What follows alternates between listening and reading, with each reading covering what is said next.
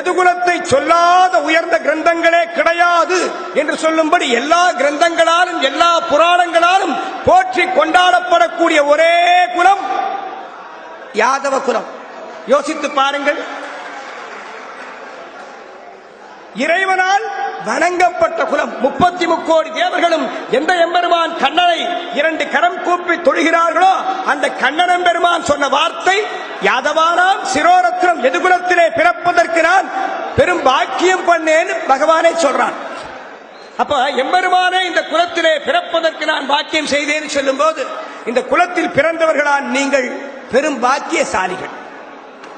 தயவு செய்து உங்கள் குலப்பெருமையை தெரிந்து கொள்ளுங்கள். இந்த குலத்திற்கு ஏற்ற 16 தத்துவங்களை தெரிந்து கொள்ளுங்கள்.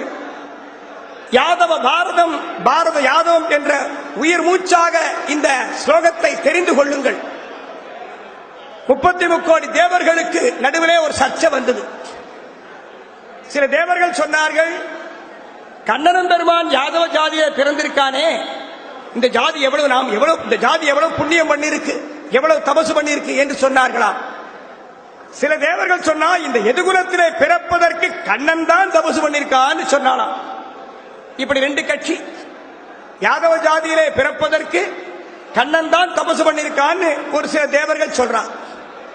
ஒரு கோஷ்டியினர் கண்ணன் இந்த குலத்திலே பிறப்பதற்கு யாதவ மக்கள் தான் தபசு பண்ணி உள்ளார்கள் சொன்னாலாம். 2 தேவர்களுக்கும் 2 கோஷ்டிக்கும் போட்டி வந்துருச்சு. எல்லாரும் பிரம்மதேவரிடத்திலே போய் கேட்கிறான், சுவாமி யாதவ ஜாதியில கண்ணன் பிறந்திருக்கானே சுவாமி, யாதவ ஜாதியிலே கண்ணன் பிறந்ததாலே குலத்திற்கு பெருமையா, இல்லை இந்த கண்ணன் இந்த குலத்திலே பிறந்ததாலே கண்ணனுக்கு பெருமையா சொல்லுங்கன்னு பிரம்மாட்டு போய் கேட்டா. இந்த 33 தேவர்கள் கேட்ட கேள்விக்கு பிரம்மாவால கூட பதில் சொல்ல முடியல. எல்லோரும் கோகுலத்துக்கு வந்தா. திருவாய்ப்பாடியில கண்ணன் பெருமான் நந்தகோபன் மகன் கண்ணன் திருவாய்ப்பாடியில இருந்தான். கண்ணனை பார்க்கிறதுக்கு அத்தனை பேர் வரா.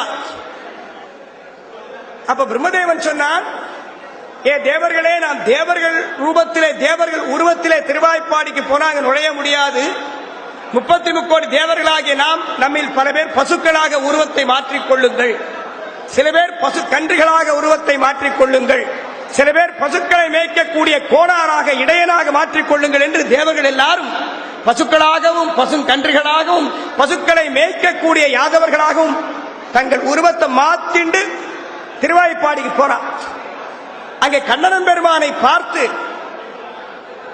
கண்ணா எதுகுலத்திலே பிறப்பதற்கு நீ தபசு பண்ணியா, இல்ல நீ இந்த குலத்திலே பிறப்பதற்கு யாதவர்கள் தபசு பண்ணினாலான்னு இந்த 33 தேவர்களும் இறைவனை பார்த்து கேட்டா.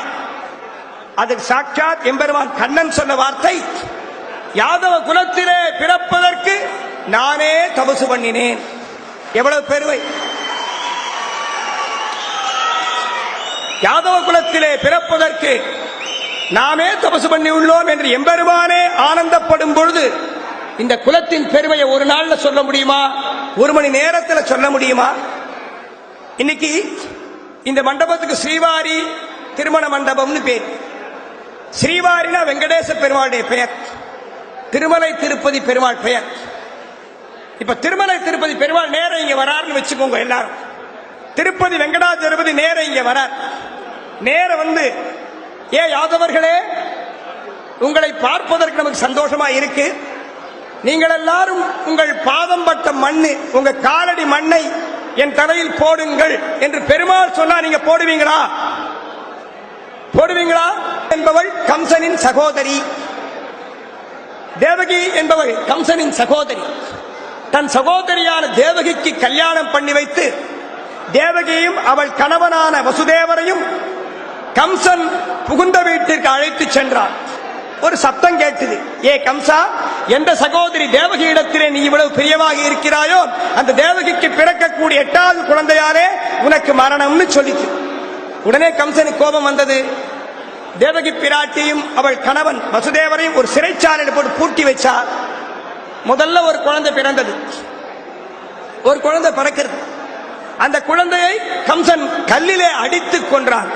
1, 2, 3 என்று 6 குழந்தைகள் பிறக்க 6 குழந்தைகளும் கல்லிலே அடித்துக் கொன்றானாம் கொடியவனான கம்சன். 7வது குழந்தை மாயமாக மறைந்தது. 8வது குழந்தை கர்ப்பத்திலே உதித்தது. தேவகி தாயார் கர்ப்பவதியானாள்.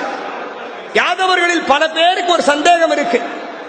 சுவாமி, கண்ணன் எங்க ஜாதியில வளர்ந்தானே தவிர எங்க ஜாதியில பிறக்கலையே என்று எல்லாருக்கும் ஒரு வருத்தம் இருக்கு, ஒரு சந்தேகம் இருக்கு. உண்டா இல்லையா?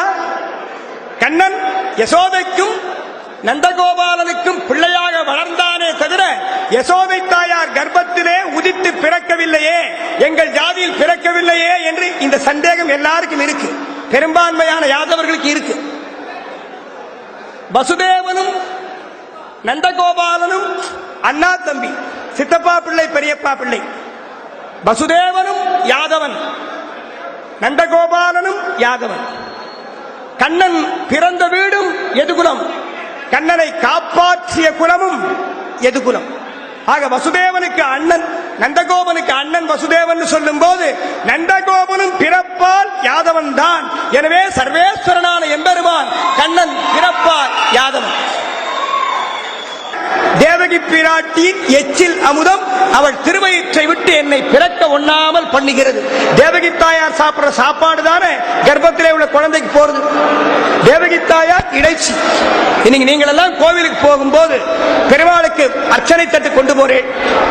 வாழைப்பழங்கள், மாம்பழம், ஏதோ உங்களுக்கு கிடைச்ச பழங்களை கோவிலுக்கு கொண்டு போகும்போது கடிச்சு விட்டு அர்ச்சனை பண்ணுவேடா? எச்சில் பண்ண பழத்தை அர்ச்சனைக்கு வைப்பேடா? ஆனால் தேவகி பிராட்டி தான் சாப்பிட்ட சாப்பாடு கர்ப்பத்திலே இருந்த கண்ணனுக்கு போய் சேர இடைச்சியின் எச்சில் அமுதம் அவள் திருவயிற்றை விட்டு என்னை பிரிக்க ஒண்ணாமல் பண்ணுகிறது சொன்னாராம். ஆக